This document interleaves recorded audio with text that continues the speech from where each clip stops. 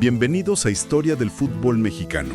Imaginen un país, como el resto del mundo, con la respiración contenida, la guerra ya fuera, ¿no? Y aquí, pues la vida pública casi detenida. Precaución total después de cosas como Pearl Harbor. Y justo ahí, en medio de esa tensión, el fútbol. Esa pasión recibe permiso para volver, pero ojo, con una condición que flotaba en el aire, en cada estadio. Un solo problema. Y se acababa todo. Hoy vamos a clavarnos en esa temporada 1941-1942, un torneo que regresó del silencio, bajo una lupa, y terminó, bueno, de forma espectacular. Es que ese punto de partida es fascinante, de verdad. La suspensión inicial no fue cualquier cosa. Reflejaba una ansiedad global muy real. Y la vuelta del fútbol fue, pues, un estira y afloja delicado, negociado por figuras influyentes como el coronel Núñez, ¿no? El del Atlante. Se planteó casi como una válvula de escape, pero controlada. El gobierno federal fue tajante. Al primer incidente grave, sea en gradas o cancha, clausuramos la liga. Era una prueba de fuego, no solo para los equipos, sino para la sociedad misma. ¿Podría el fútbol ser un bálsamo sin convertirse en chispa? Totalmente. Y la gente, bueno, ansiaba esa normalidad, ¿no?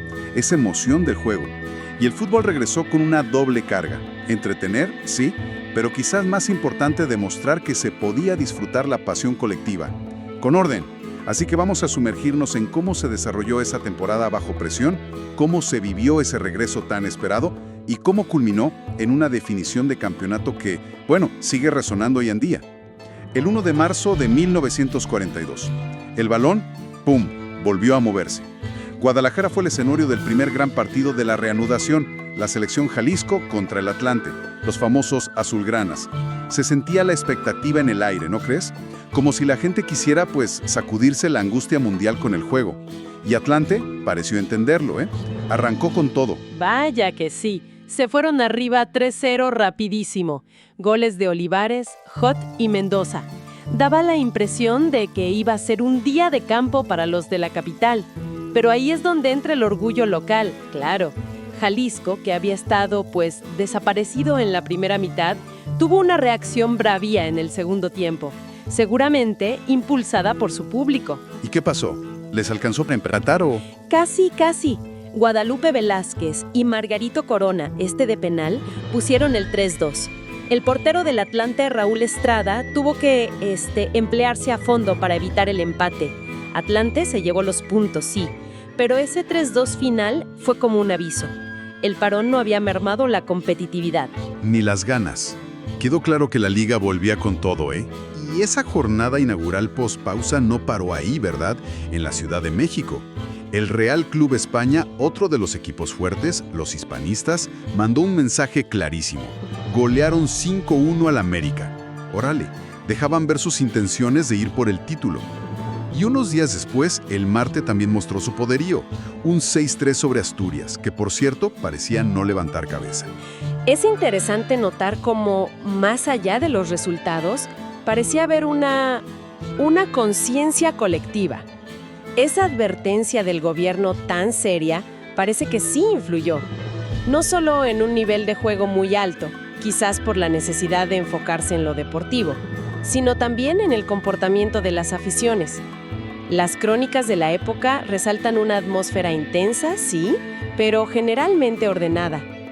Era como si todos entendieran que el privilegio de tener fútbol de vuelta era frágil. Y entonces llegó uno de esos partidos que marcan época. 9 de marzo. Necaxa, los electricistas, contra el Atlante. Los azulgranas querían recuperar terreno y Necaxa buscaba meterse de lleno en la pelea por la cima. El resultado, algo increíble. Un auténtico festival de goles y de volteretas. Terminó 5-4 a favor de Necaxa. Imagínate la locura. Por Necaxa brillaron figuras como Horacio Casarín, que marcó 2 veces, Baldomero Arce. Pero lo de Atlante fue casi trágico. Julia Munlock se despachó con un triplete, 3 goles, y aún así su equipo perdió. Una derrota durísima, que en ese momento parecía alejar seriamente al Atlante de la posibilidad de ser bicampeón. Una montaña rusa de emociones, sin duda. Y mientras la capital vivía ese clásico electrizante, la atención también se iba a Orizaba. Ese mismo día, lloviendo, el Moctezuma recibía al líder, al Real Club España. Era otro duelo clave. Si Moctezuma ganaba, se ponía a un puntito de la cima. No 3-2. Pero fíjate, más allá del resultado, que apretaba la clasificación de forma dramática, lo notable fue la reacción del público en Orizaba. Despidieron a los dos equipos con aplausos. Era una muestra más de esa atmósfera de respeto, de pasión contenida que caracterizó la reanudación. Un reconocimiento al esfuerzo en la cancha y quizá también entendiendo la importancia de mantener la calma fuera, ¿no? Con ese resultado, la cima de la tabla se convirtió en un pañuelo, como dicen. Teníamos a España todavía líder, sí, pero ahora con Moctezuma pisándole los talones y Atlante buscando recuperarse del golpe contra Necaxa. 3 equipos perfilándose claramente. Cada partido, cada gol, empezaba a sentirse decisivo. Y lo fascinante es que el nivel general era muy alto, a pesar de la pausa forzada. Más de 2 meses, ¿eh? Los equipos volvieron con una energía sorprendente. No eran solo los partidos de arriba los que daban espectáculo. Por ejemplo, un América contra Necaxa, quizás sin tanta presión por el título inmediato, terminó en un emocionante empate a 3 goles. El público estaba recibiendo fútbol de alta calidad semana tras semana. La tensión subió a otro nivel el domingo 15 de marzo. En Guadalajara, la selección Jalisco le plantó cara al líder España y consiguió un empate a 1. Un punto que visto en retrospectiva le costaría carísimo a la España. Exacto. Y esa misma tarde, Atlante tenía una prueba difícil contra Marte.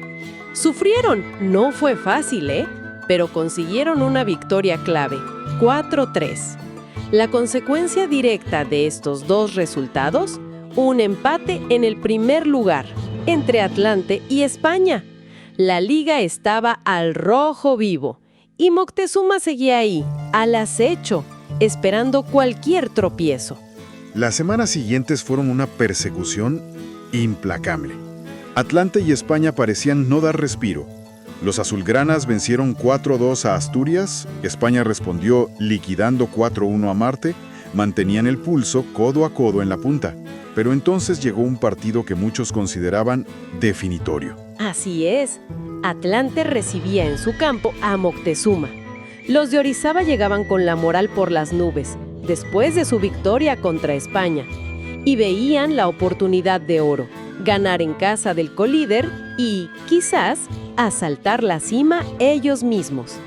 Había mucha expectativa sobre si el equipo provinciano podría dar el golpe definitivo.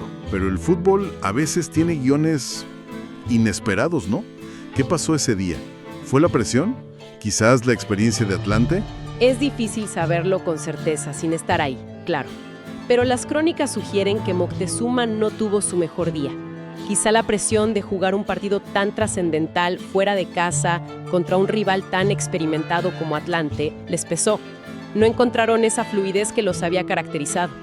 Y Atlante, pues, con esa astucia de equipo grande, no perdonó. El resultado fue Un contundente 5-1, a favor de Atlante. Fue un golpe anímico brutal para Moctezuma. Pasar de soñar con el liderato a recibir una goleada así debió ser muy duro. Prácticamente los descartaba de la lucha directa por el título en ese momento, aunque matemáticamente aún tuvieran opciones remotas. Entramos así de lleno en la recta final. 9 de abril, último partido de la temporada regular para Atlante. Enfrentaban al América. La situación era clara: ganar y esperar tropiezos de España Moctezuma para ser bicampeones. La motivación, pues, máxima. Y fieles a la tónica de la temporada, ofrecieron otro partido, lleno de goles.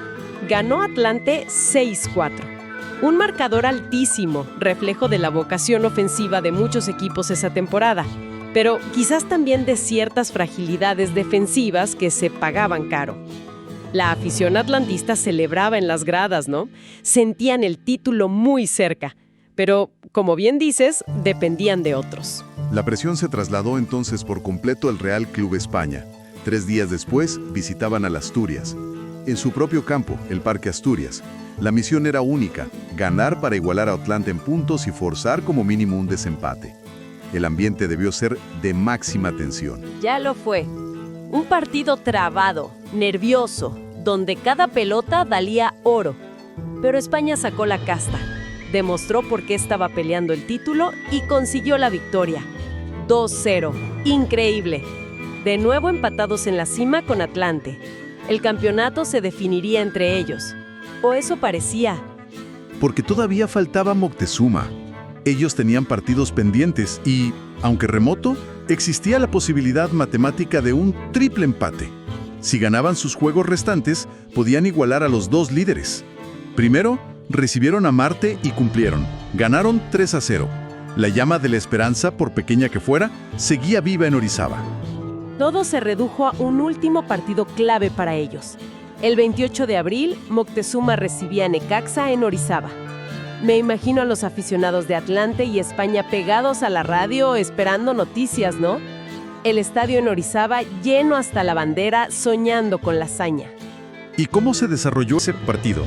¿Con tanta presión pudieron manejarla los de Moctezuma? Salieron nerviosos, imprecisos. Se notaba el peso del momento, ¿sabes? Aún así, lograron adelantarse. Gol de Mesa. La fiesta estalló en las gradas. Por un momento, el sueño del triple empate parecía tangible, al alcance de la mano. Estaban a minutos de forzar una definición histórica. Pero, siempre hay un pero en estas historias, ¿verdad? Efectivamente, el fútbol puede ser cruel. Cerca del final del partido, cuando Orizaba ya casi celebraba, llegó el golpe. Aguilar, de Necaxa, consiguió el empate. Las crónicas describen un silencio súbito, pesado, que cayó sobre el estadio. La ilusión se desvaneció en un instante. Ese gol no solo empataba el partido, sino que borraba a Moctezuma de la ecuación por el título. Qué final tan dramático para ellos. Después de luchar tanto, quedarse en la orilla por un gol tardío. Qué fuerte. Exacto. Ya no importó que en su último partido, ya sin opciones, fueran a la capital y golearan 8-3 a Asturias. La temporada regular había concluido con un veredicto claro. Atlante y Real Club España, empatados en la cima. No había más remedio. Se necesitaba un partido extra. Una gran finalísima para coronar al campeón. Y llegó el día, 10 de mayo de 1942. Una fecha cargada de simbolismo en México, el Día de la Madre. El escenario, Atlante contra Real Club España, cara a cara por el título. El campo, abarrotado. Un despliegue policial importante, recordando esa advertencia inicial del gobierno. La atmósfera era eléctrica. ¿Cómo crees que salieron los equipos? Con cautela, dada la importancia. Pues mira, contrario a lo que podríamos esperar hoy en día, ¿no? Donde a veces prevalece el miedo a perder, estos dos equipos salieron a ganar. Fieles al espíritu ofensivo que mostraron toda la temporada, buscaron el arco rival desde el principio. Era, como se suele decir, matar o morir. No había espacio para la especulación. Y el marcador lo reflejó. Fue un toma y daca constante. España golpeó primero con dos figuras clave, Juan Tuñas y José Iraragorri. Pusieron el 2-0. Parecía que encarrilaban el partido, pero la reacción de Atlante fue inmediata. Martí Bantolra y Julio Munlock empataron 2-2. El partido era una locura. El intercambio de golpes siguió. Antonio Hood puso el 3-2 para Atlante, dándole la vuelta al marcador. Pero España tenía un jugador en estado de gracia esa tarde, Juan Tuñas. Empató rápidamente 3-3. El esfuerzo físico era enorme, ¿eh? Se notaba el cansancio, pero la adrenalina y la importancia del momento mantenían a todos al límite. ¿Y Tuñas?